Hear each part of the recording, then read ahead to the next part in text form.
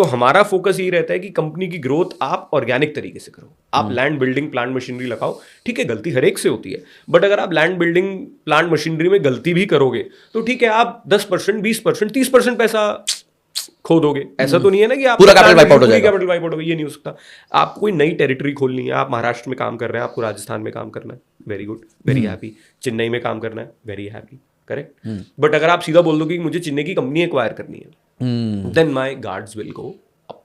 तो ये checks and balances हमने बहुत स्ट्रिक्टली मेंटेन ब्यूटीफुल कर रखे हैं।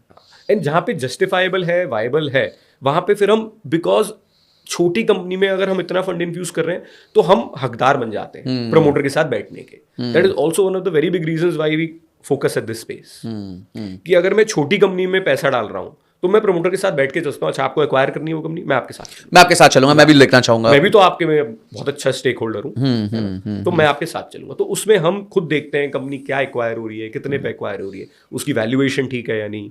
फिर हम अपने ऑडिटर से उसकी वैल्यूएशन करवाते हैं कि भाई ये तो इसका वर्जन है वैल्यूएशन, हमारा वर्जन भी तो होना चाहिए।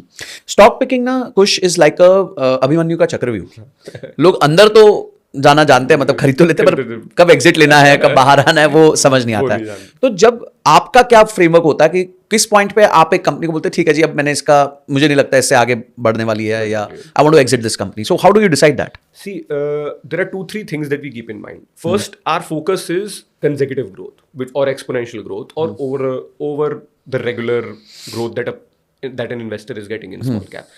जहाँ हमें लगता है कि कंपनी का वो पड़ाव अब आ चुका है कि इसके बाद थोड़ा बहुत प्रमोटर भी कह रहे हैं कि जी अब नेक्स्ट कुछ साल हमारे रेगुलर रहेंगे, 10-12-15% की ग्रोथ आएगी हमारी कंपनी में, तो हम उसको बोलते हैं ठीक है this was a very good ride, then we can let go.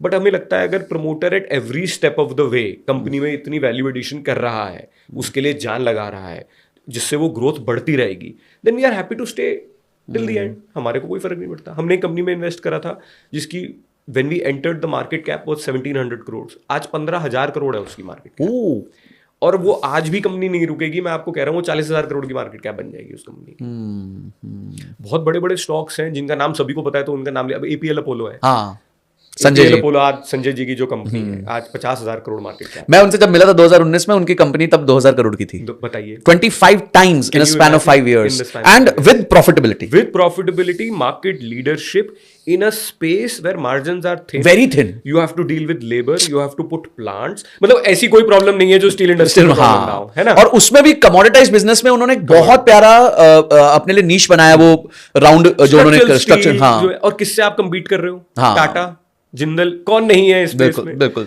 तो हर कंपनी के साथ हम तो आजीवन जुड़ना चाहते हैं, क्योंकि हमें तो क्योंकि प्रमोटर में फायर होनी चाहिए, प्रमोटर में फायर होनी चाहिए, हमें तो पैसे का मल्टीप्लायर ढूंढना है।